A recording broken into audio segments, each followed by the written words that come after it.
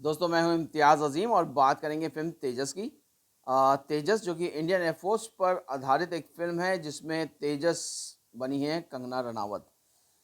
इस तरह की जो फ़िल्में होती हैं हम बोलेंगे चाहे वो आर्मी बेस्ड हो या इंडियन एयरफोर्स बेस्ड फ़िल्में हों, उनमें पेस बहुत ज़रूरी होता है और पेस होना चाहिए तभी ऑडियंस जो है उसको ग्रिप कर पाती है। लेकिन इस फ़िल्म के अंदर कोई पेस नहीं है या हम ये कहेंगे इसमें कोई सोल नहीं है, कोई जान नहीं है। इस तरह की फ़िल्में जो होती हैं वो ऑडियंस को अपनी तरफ अट्रैक्ट करती हैं, लेकिन ये अट्रैक्ट करने में नाकामयाब है। क्यों? क्योंकि इसमें बहुत सारी ख़ामियाँ हैं। सबसे पहले आप बात करते हैं कंगना रनावत की, जो कि एक सोल्जर बनी है इंडियन एयर फोर्स की।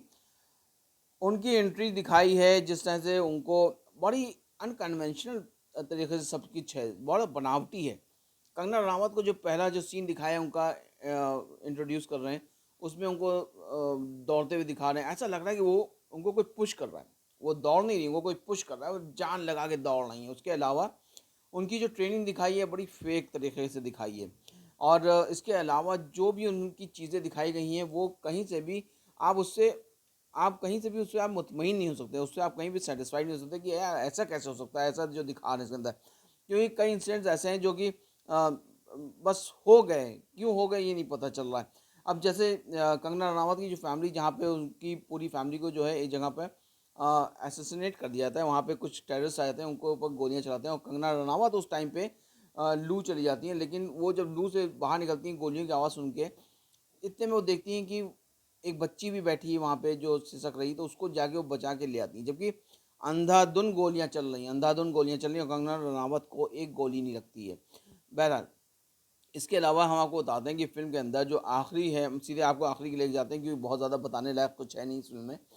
तो हम लास्ट में लेके जाते हैं जहाँ पर जो एक मिशन पे निकलती हैं कंगना रनावत, और उस मिशन को जिस तरह से भैया दिखाया गया है ना, उसमें दिखाया गया है कि इंडियन एयरफोर्स का एक स्पाई था जिसको पकड़ लेते हैं टेररिस्ट, और अफ़गानिस्तान में कहीं पे, पाकिस्तान के पास में।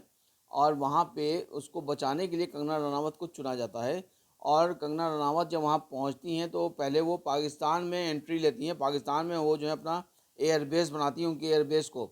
और वो सब जो है बिना किसी मतलब उनको बेवकूफ़ बना के, और बड़े आराम से वो लोग वहाँ पहुँच जाते हैं। उनके वहाँ पे एयरक्राफ्ट भी लैंड मतलब वहाँ पे उतार दिए जाते हैं किसी तरह से। उसके अलावा वो वहाँ उन एयरक्राफ्ट को छुपा भी लेती हैं। उसके अलावा वो जो वहाँ से अपने जो स्पाई है उसको बचाने के लिए अफ़गानिस्तान के उस रेगिस्तान में भी चली जाती हैं, और वहाँ से दिखाया आधे घंटे का रास्ता है।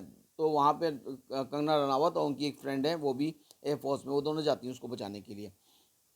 वो वहाँ पहुँचती हैं, उसके अलावा वो वहाँ पे सारे टेररिस्ट को मारती हैं। पूरा रेगिस्तान है, ज़बरदस्त, दूर-दूर तक कुछ नहीं है, सिर्फ़ रेगिस्तान, रेगिस्तान है। वहाँ पे वो अपने घायल जो सिपाही था उसको लेके भी आ जाती हैं, और ये सब आधे घंटे में हो गया। जबकि रेगिस्तान जो दिखाया है उसमें भैया उसको पार करने में कम से कम 3-4 घंटे लग जाएँगे। लेकिन कंगना रनावत ने सब कुछ उसमें आधे घंटे में सब करके ख़त्म कर दिया। इसके अलावा पाकिस्तान एयरबेस को उन्होंने यूज़ भी कर लिया। पाकिस्तान जो एयरबेस है उन लोगों को, आर्मी को वहाँ के पता भी नहीं चला। और उसके बाद जब वो लौट के आती हैं तब उन लोगों को पता चलता है यहाँ पे एयरक्राफ्ट भी लैंड है। उसके अलावा फिर वहाँ से वो निकलती हैं और उनको सबको डॉज दे के निकल जाती हैं, सब कुछ मतलब फ़तेह कर लेती हैं। ऐसा लग रहा था जैसे हम अपने बचपने में चले गए हों, जब बचपने में हम लोग मोहल्ले में बच्चे नहीं होते थे, खेला करते थे चोर सिपाही और इसको मारना उसको मारना, बड़े आराम से हर चीज़ कर लिया करते थे। ठीक उसी अंदाज में उन्होंने सब कुछ कर लिया। देखिए, इन सब चीज़ों को दिखाना अगर है, दिखाया जाता है इस तरह की चीज़ों को, लेकिन उसको बड़ा कन्वेंशनल तौर पर दिखाया जाता है कि पब्लिक जो उस पे राज़ी हो जाए कि हाँ, ऐसा इसने करा है। कुछ किया नहीं, कुछ इंसिडेंट डाले नहीं, कुछ शूट प्रॉपर किया नहीं, बस कट, कट, कट दिखा दिया कि ये हो गया, ये हो गया, ये हो गया बस। तो भाई साहब ऐसा आज की डेट में, अब आज की डेट में ऐसा पब्लिक जो बेवकूफ़ नहीं बन सकती कि कुछ भी दिखा दो, पब्लिक जो है वो तालियाँ मार मार के और निकल जाए। क्योंकि टिकट आज की डेट में बहुत महँगे हो गए भाई। हर कोई इस तरह की बेवकूफ़ियाँ नहीं करता है कि फ़िल्म में चला जाए देखने इस तरह की। उसके अलावा देखिए एयरफ़ोर्स की बात चल रही थी वो फ़िल्म में, और उसको टेररिस्ट से और मुद्दा जोड़ा कहाँ पे? राम मंदिर से। भाई जब एयरफ़ोर्स की बात चल रही, टेररिज़्म की बात चल रही, जहाँ पे टेररिस्ट को आप घुस के मारने जा रहे हैं, वहाँ पे राम मंदिर को जोड़ने का जो तुक था वो कहीं बैठ नहीं रहा था फ़िल्म के अंदर। ऐसा लग रहा था कि किसी को खुश करने के लिए, किसी पार्टी को खुश करने के लिए, जनता के एक वर्ग को खुश करने के लिए इसमें ये मुद्दा डाल दिया है राम मंदिर का, जिसमें हिंदू मुसलमान दिखा दिया गया। जो कि हिंदू मुसलमान को दिखाने का इस फिल्म के अंदर कोई तुक बैठता नहीं था, लेकिन यहाँ पे दिखा दिया गया, क्योंकि कहीं ना कहीं और फिल्मों को देखते हुए, उनसे इंस्पायर्ड होते हुए कि शायद उन फिल्मों को बारे में लोग ने देखा है, चली है, तो ये भी फिल्म जो है इस मुद्दे को डाल दो तो शायद ये भी चल जाएगी। लेकिन ऐसा होता नहीं है, ना ऐसा होगा इस फिल्म के साथ, क्योंकि फिल्म में कुछ दम नहीं है। कंगना रनावत की बात करते हैं। कंगना रनावत यूँ तो बहुत स्वीट हैं, बहुत अच्छी हैं, लेकिन फिल्म के अंदर अब उनकी एज साफ झलक रही है।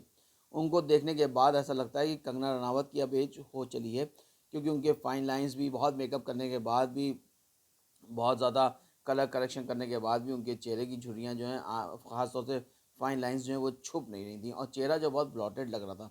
तो कंगना रनावत वैसे बहुत खूबसूरत, लेकिन फिल्म में उनके ऊपर जो एज है वो साफ नज़र आ रही है।